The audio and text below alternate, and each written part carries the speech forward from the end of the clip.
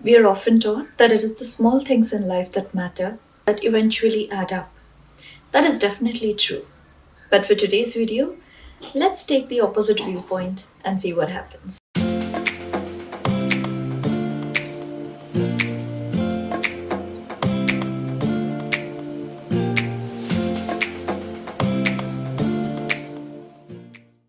Hey guys, welcome back to my channel Soul Sauce. I'm Anvi, and as usual, I'm super happy that you're here with me today. Today, I'm going to be talking about 6 words, which I personally call as the magic words, that can help you to have a grand and beautiful vision for your life.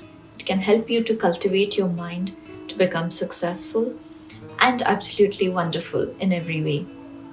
As I mentioned before, small things do definitely matter. At the end of the day, it is the small drops that make up the huge ocean.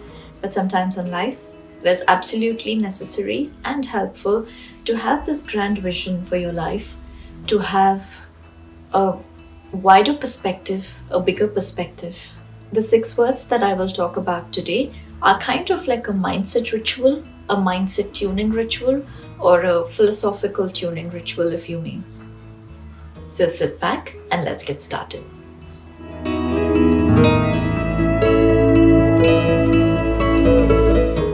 Dream. Now, when I say dream, I mean really, truly dream. As we grow up, we become accustomed to routines and set paths, and even our dreams start shrinking slightly.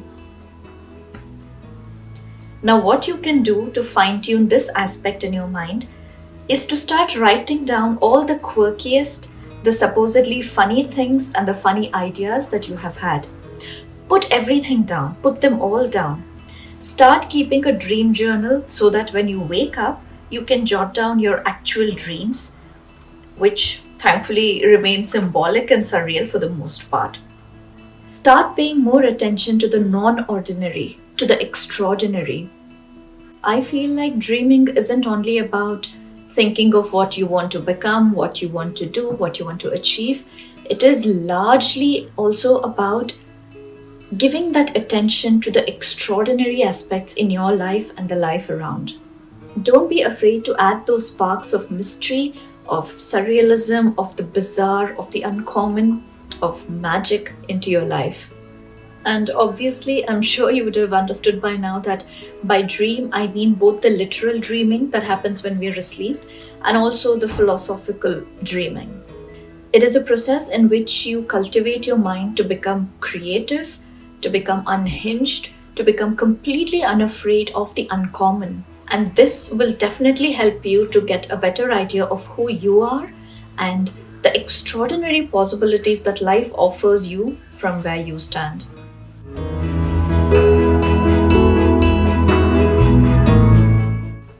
When I first moved to London, one of my favorite things to do was to hop on a bus, get down at the last stop, explore the area, would be a random area, totally unheard of, and then take the same bus back home. I mean, it was probably the best way for me to understand the heart of the city, to get into the soul of the city, and to understand its rhythm and its pulse. Now, traveling is a totally different thing. Traveling requires planning, it requires a specific destination and a specific path, or what you may. Wandering is totally different. Wandering is about listening to your whims.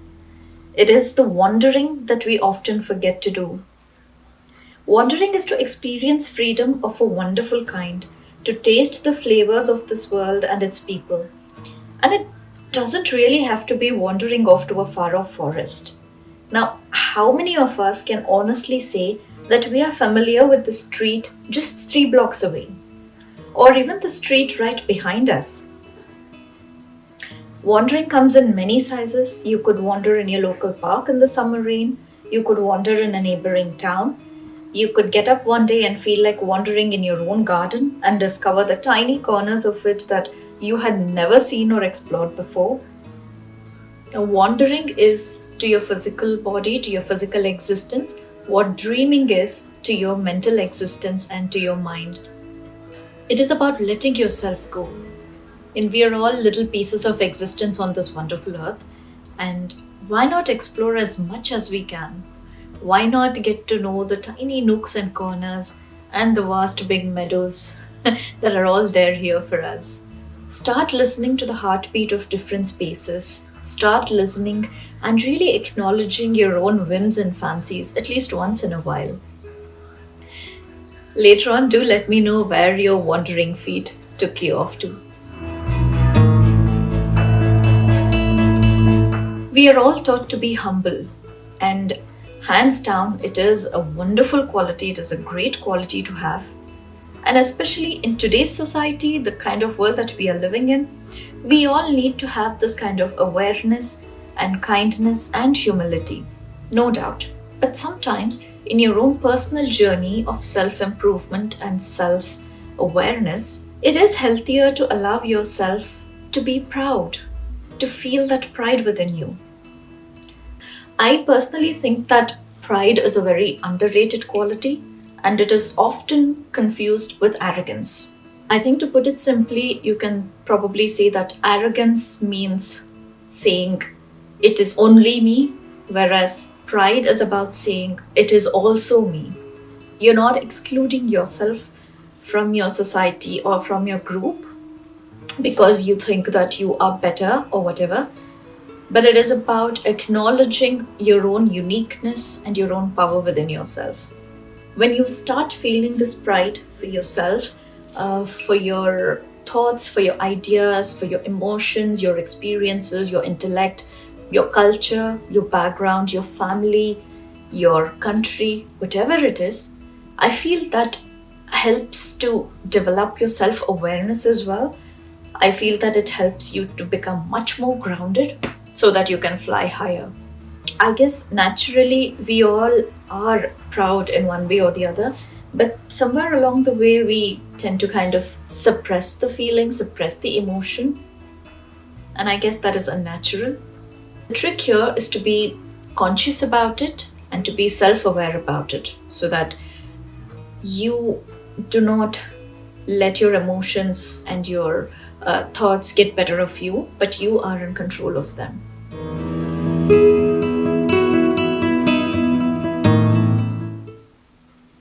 This is another one of my favorite words in this set and is very much related to the previous word. To me, to indulge is to allow yourself to do that thing or have that thing that makes you happy, that gives you solace. Do you like dancing? Go indulge for a week with every class that you can possibly attend. Watch as many performances as you can and be proud of it. Are you a big foodie? Allow yourself to indulge at least once a week to cook and eat and learn or explore cuisines that will truly give you that joy. This applies to any activity and absolutely anything.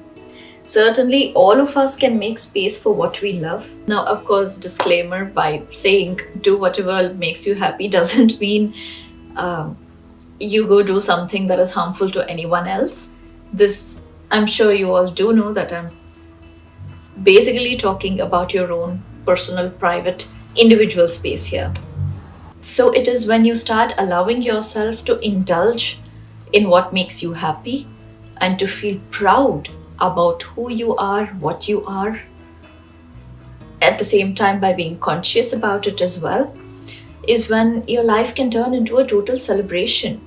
You don't have to take each step with a lot of careful thought, but just let yourself be, just flow with it, and be natural with your emotions. Remember all those questions that we had as children? Yeah, me neither. Most of them I don't remember. Curiosity is an extremely attractive quality to have. And in the universe that we live in, the world that we live in, I don't think there can be enough whys and hows and wheres and whats to cover the entire space of it. So yes, start looking at things afresh. Start with the small things and you will inch your way to the grander and more abstract things in life. Be curious, read books on subjects you never thought you would. And I think this is one of the best ways to deepen your understanding of yourself and of the world around you.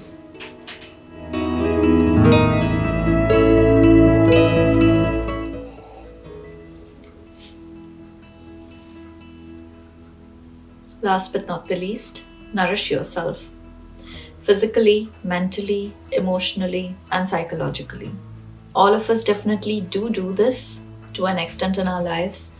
We do try and take care of our physical health, mental health, emotional health, but it is good once in a while to kind of stretch it to the maximum that you can. Pamper yourself, just allow yourself to feel that luxury. And of course, you can do it in various ways. Have these nice long hot baths every week. Listen to the most beautiful music. Eat what makes your body feel good and healthy. Most importantly, do it all without feeling guilty.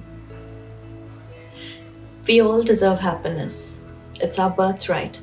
But somewhere along the way, we've probably gotten a few things muddled up. We probably get a few things muddled up, and it's completely fine. Make sure that you give yourself the permission, that you allow yourself to envision your life in the biggest scale possible. Be grand, be beautiful, be as wonderful as you can, both within and without. I hope you all enjoyed today's video. Do let me know in the comments what was your favorite word and which of these you already apply in your life or you would want to apply in your life. I would love to hear from all of you. Until next time, take care.